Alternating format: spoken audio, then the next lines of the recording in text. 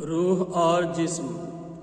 حضرات محترم، یہ عجیب بات ہے کہ جو شے نظر آتی ہے اس کی وہ حیثیت نہیں ہے جتنی اس شے کی ہے جو نظر نہیں آتی ہے۔ اسی کو تو روح سے تعبیر کیا جاتا ہے، لیکن یہی روح جب جسم سے جدا ہو جائے تو جسم یعنی 100 من مٹی کے تلے اندر دبا دیا جاتا ہے، اور یہ جسم معاشرے سے نکال دیا جاتا ہے، یعنی دنیا سے نکال دیا جاتا ہے جسم کو۔ اس جسم کے اندر روح جب تک ہے تب تک آپ کو دنیا سلام کر رہی ہے، آپ سے دنیا محبت کر رہی ہے، آپ سے دنیا لو لگا رہی ہے، آپ سے دنیا اپنے کام سے مطلب نکال رہی ہے۔ لیکن جس دن یہ روح نکل جاتی ہے جسم سے، تو یعنی اب اس روح سے، لیکن روح جب جسم سے جدا ہو جائے تو جسم 100 من مٹی کے تلے دبا دیا جاتا ہے، جسم کو معاشرے سے نکال دیا جاتا ہے، یہ جسم شہر خاموشہ میں بسا دیا جاتا ہے۔ یعنی تو پتہ یہ چلا کہ اصل جسم نہیں ہے، اصل روح ہے۔ اصل جسم نہیں، اصل روح ہے۔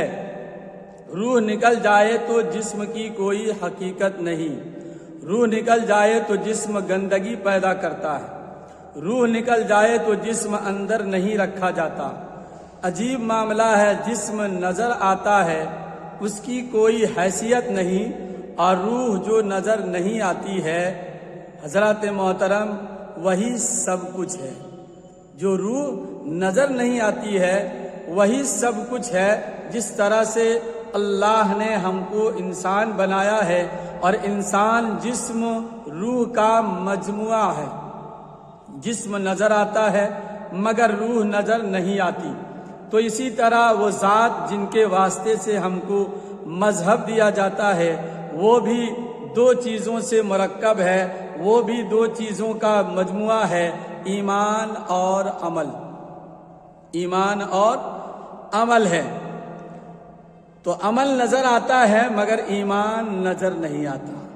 عمل تو نظر آتے ہیں، مثال کے طور پر ہم نماز پڑھ رہے ہیں، روزہ رکھ رہے ہیں، درود پڑھ رہے ہیں، قرآن پڑھ رہے ہیں، اچھے کام کر رہے ہیں، صدقہ و خیرات کر رہے ہیں، غریبوں کی دیکھ بھال کر رہے ہیں، بھوکوں کو کھانا کھلا رہے ہیں، ننگوں کو کپڑا پہنا رہے ہیں، غریبوں یتیموں کے بے سہاروں کو ہم سہارا بن رہے ہیں۔ یہ تو نظر آتا ہے، لیکن ایمان نظر نہیں آتا۔ ایمان نظر نہیں آتا۔ عمل نظر آتا ہے مگر عمل کا محرک نظر نہیں آتا۔ ایمان نظر آتا ہے مگر ایمان جسم جس سر چشمہ سے پھولتا ہے پھلتا ہے وہ سر چشمہ نظر نہیں آتا۔ یہ انسان نماز پڑھ رہا ہے، روزہ رکھ رہا ہے، یہ زکوٰۃ دے رہا ہے، یہ خدا کی بارگاہ میں سجدہ ریز ہے، ان کی آنکھوں میں رات کے جاگنے کے آثار ہیں، یہ اللہ کا برگزیدہ بندہ ہے، یہ صراط مستقیم پر گامزن ہے، یہ انسان کی حمایت کرتا ہے، اس کا ہاتھ انسانیت کے تعاون کے لیے اٹھ رہا ہے، یہ انسانیت کے اعلیٰ ترین اوصاف کامل ہے، یہ پیار کی بولی بولتا ہے، جب بولتا ہے تو پیار کے شبنم چھڑکتا ہے، دلوں کو قریب کر لیتا ہے۔ اس کے اندر وہ تمام خصوصیات ہیں جو حضرات محترم اس کے اندر ہونی چاہیے، جو اس کے اندر ہونی چاہیے، وہ تمام خصوصیات اس کے اندر موجود ہے۔ یہ بڑا پیارا انسان ہے۔ یہ ساری باتیں انسان کے عمل کے متعلق ہے۔ عمل کی ہر گھڑی نظر آتی ہے، ہر طریقہ نظر آتا ہے، زندگی کے ہر کروٹ کو دیکھا جا سکتا ہے جس کا تعلق عمل سے ہے۔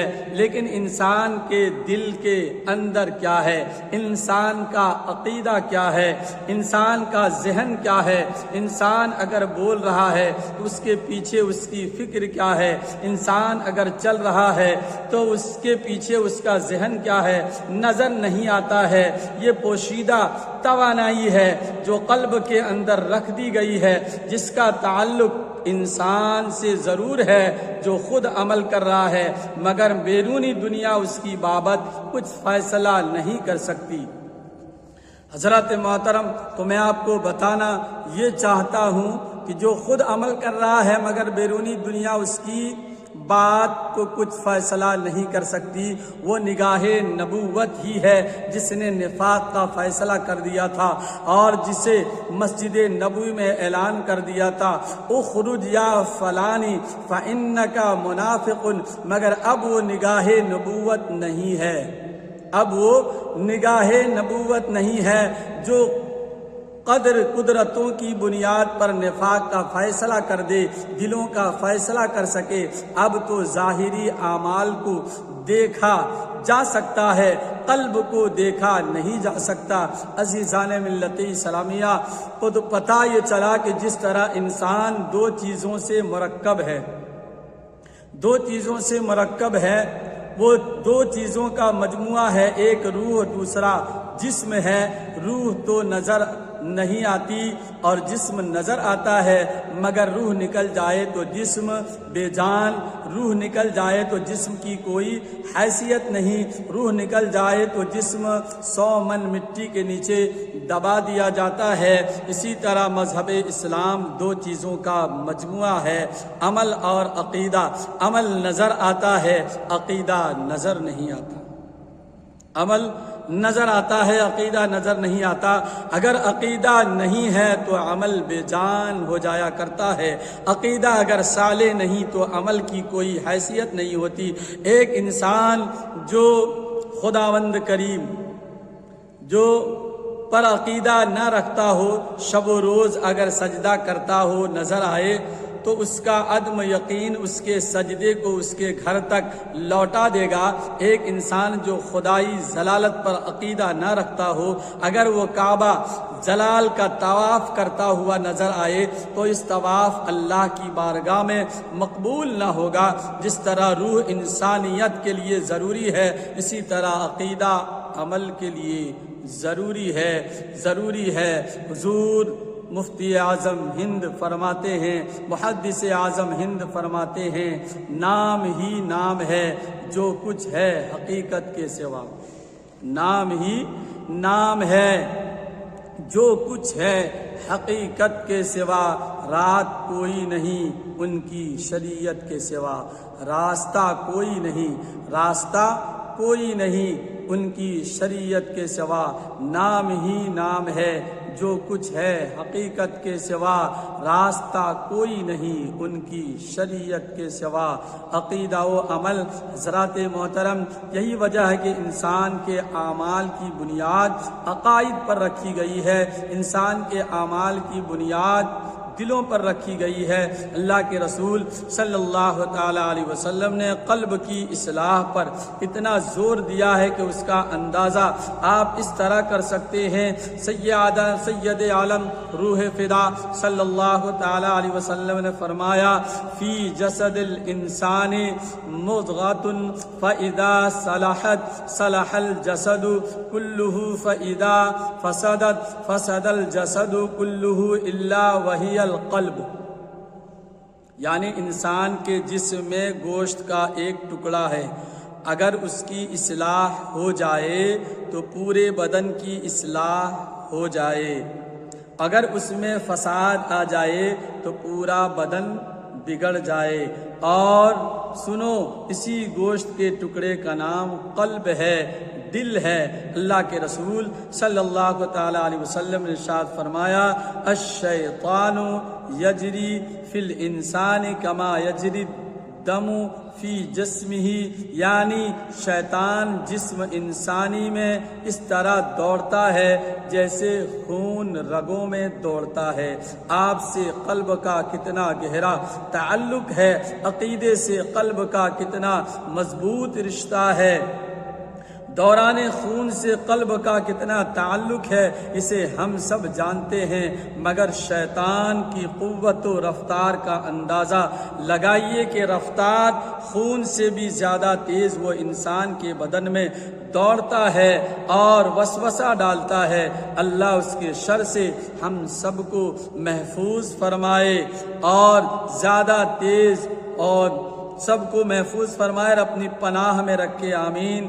عزیزان گرامی، میں آپ سے گزارش کروں گا کہ یعنی جو پورے جسم میں خون پھیلاتا ہے، پورے جسم کے خون کو یعنی سمیٹتا ہے، پورے جسم میں خون کو منتقل کرتا ہے، اس کے علاوہ کوئی حیثیت قلب کی طبعی دنیا میں نہیں، مگر عقیدت کی زبان کہتی ہے قلب سر چشمہ ہے، سر چشمہ حیات ہے، قلب سر چشمہ محبت ہے، قلب سر چشمہ صبر و تحمل ہے، قلب جو ہے دل جلوہ گاہ محبوب ہے۔ قلب کے بغیر انسان کی زندگی کا کوئی بھی راستہ نہیں نکل سکتا، اگر گھٹے تو بس ایک مشت خاک ہے انسان، اگر گھٹے تو بس ایک مشت خاک ہے انسان، بڑھے تو وسعت کونین میں سما نہ سکے، بڑھے تو وسعت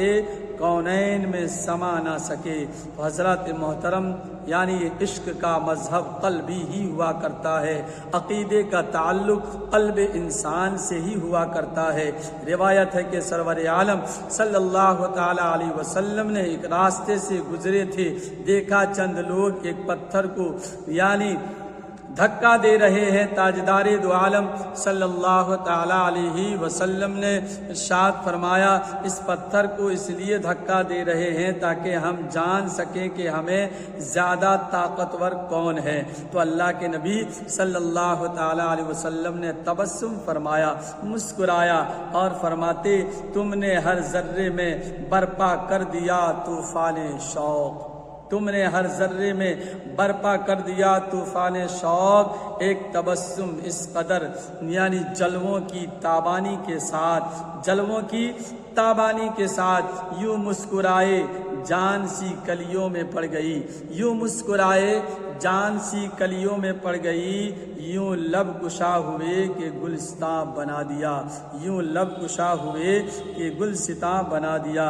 ارشاد فرمایا کہ شاہ زوری کا اندازہ لگانا چاہتے ہو تو کیا میں تمہیں ایک معیار کامل نہ دے دوں؟ الشدید من غلب علی نفسی، یعنی طاقتور وہ ہے جو اپنے نفس پر قابو پائے۔ اللہ کے حبیب صلی اللہ تعالی علیہ وسلم نے فرمایا سب سے زیادہ طاقتور وہ ہے جو اپنے نفس پر قابو پائے، طاقتور وہ ہے جو اپنے نفس کو کنٹرول حاصل کرے۔ اگر نفس بہک رہا ہے تو سمجھ لیجئے قلب پر قابو نہیں ہے، اگر نفس خیالات کا فاسد کا مرکز بن جائے تو سمجھ لیجئے قلب صاحب فراش ہے۔ یعنی اگر انسان کا قلب قابو میں ہے تو انسان ہر طرح کی آفتوں سے محفوظ ہے۔ آئیے پہلے طاقت کو دیکھیں، طاقت کیا ہے؟ طاقت محبت ہے، طاقت اخلاص ہے، طاقت پیار ہے، طاقت خلق عظیم ہے، طاقت توانائی ہے، طاقت انسانیت ہے۔ طاقتور انسان جب ہاتھ اٹھاتا ہے تو کمزوروں کی بھلائی کے لیے اٹھاتا نظر آتا ہے، مجبوروں کا مددگار بنتا نظر آتا ہے۔ لیکن اصل طاقت تو قلب کی طاقت نام ہے، اصل طاقت تو نفس کی طاقت کا نام ہے۔ الشدید من غلب علی نفسی، یعنی طاقتور وہ ہے جو اپنے دل پر قابو رکھتا ہے۔ دل پر قابو نہ رکھنے کا انجام آپ جان سکتے ہیں کہ ہاروت ماروت آج بھی یعنی بابل سے عبرت کا درس دے رہا ہے، آج بھی عبرت کا درس دے رہا ہے۔ اب سنیں، میں آپ کو بتاتا تھا رکانہ پہلوان حضور محمد عربی صلی اللہ تعالی علیہ وسلم کے بارے میں آپ سماعت فرمائے کہ رکانہ ایک پہلوان تھا۔ جب طاقت کی بات آ گئی تو ایک عظیم الشان عظیم شہ زور اپنے طاقت کا نامور پہلوان حضرت رکانہ کی فیصلہ کن کشتی کا نشاط آخری واقعہ بیان فرما۔ سنیں آپ، رکانہ بن عبد زید بن ہاشم بن مطلب بن عبد مناف قریش کا سب سے طاقتور جوان تھا۔ ایک روز مکہ کی ایک گھاٹی میں اس کی ملاقات نبی کریم صلی اللہ تعالی علیہ وسلم سے ہو گئی۔ صلی اللہ تعالی علیہ وسلم نے اس سے فرمایا، تم اللہ کا خوف کرتے ہو، میری دعوت قبول کیوں نہیں کرتے؟ اس نے جواب دیا، اگر یہ ثابت ہو جائے کہ آپ کی دعوت حق ہے تو میں آپ کی بات قبول کر لوں گا۔ رسول کریم صلی اللہ تعالی علیہ وسلم نے فرمایا کہ اگر میں تمہیں کشتی میں پچھاڑ دوں گا، اگر میں تمہیں کشتی میں پچھاڑ دوں گا تو میری دعوت کا یقین کر لو گے؟ اس نے کہا ہاں۔ تو رسول اللہ صلی اللہ تعالی علیہ وسلم نے فرمایا، تو کھڑے ہو جاؤ اور مجھ سے کشتی لڑو۔ رکانہ کھڑا ہو کر اللہ کے نبی صلی اللہ علیہ وسلم سے پنجہ آزمائی کرنے لگا۔ اللہ کے نبی صلی اللہ علیہ وسلم نے اس پر اپنی گرفت اتنی سخت کر دی کہ وہ بے بس ہو کر رہ گیا۔ اس نے ایک بار پھر سے مقابلہ کرنے کی دعوت دی، اور اس مرتبہ بھی اللہ کے نبی صلی اللہ تعالی علیہ وسلم نے اس کا وہی حال کیا۔ تو کہنے لگے کہ اے محمد صلی اللہ علیہ وسلم، یہ تو بہت تعجب خیز بات ہے کہ آپ مجھے شکست دے رہے ہیں۔ تو اللہ کے نبی صلی اللہ تعالی علیہ وسلم نے فرمایا، اس سے بھی تعجب خیز چیز میں تمہیں دکھا دوں تو اللہ سے ڈرو گے اور مجھ پر ایمان لے آؤ گے؟ اس نے کہا وہ کیا ہے؟ سید عالم صلی اللہ تعالی علیہ وسلم نے فرمایا، دیکھو اس وقت میں ایک درخت کو بلاتا ہوں اور وہ آ جائے گا۔ تو نبی کریم صلی اللہ علیہ وسلم نے درخت کو بلایا تو وہ چلتا ہوا آیا اور آپ کے سامنے کھڑا ہو گیا۔ پھر فرمایا، لوٹ جا، تو اپنی جگہ لوٹ گیا۔ حضرات محترم، اس واقعہ سے معلوم ہوا کہ رسول اللہ صلی اللہ تعالی علیہ وسلم جسمانی طاقت و قوت اور دلیری و بہادری میں تمام لوگوں سے بڑھ کر تھے، اور آپ کو اللہ رب العزت نے جسمانی اعتبار سے کافی توانا بنایا تھا اور زبردست حوصلہ سے نوازا تھا۔ حضور اکرم صلی اللہ تعالی علیہ وسلم کی خدمت، داد، طاقت و قوت کا تذکرہ یعنی کسی شاعر نے کیا خوب کہا ہے، یعنی اعلیٰ حضرت فرماتے ہیں، سورج الٹے پاؤں پلٹے چاند اشارے سے ہو چاک، سورج الٹے پاؤں پلٹے چاند اشارے سے ہو چاک، اندھے نجدی دیکھ لے قدرت رسول اللہ کی، اندھے نجدی دیکھ لے قدرت رسول اللہ کی، طریق مصطفیٰ کا چھوڑنا ہے وجہ بربادی، اسی سے قوم دنیا میں ہوئی بے اقتدار، اپنی ہمیں کرنی ہے شہنشاہ بطحا کی رضا جوئی، ہمیں کرنی ہے شہنشاہ بطحا کی رضا جوئی، وہ اپنے ہو گئے تو رحمت پروردگار اپنی، وہ اپنے ہو گئے تو رحمت پروردگار اپنی۔ اللہ تبارک و تعالی ہمیں اور آپ کو سننے سے زیادہ عمل کی توفیق عطا فرمائے۔ السلام علیکم۔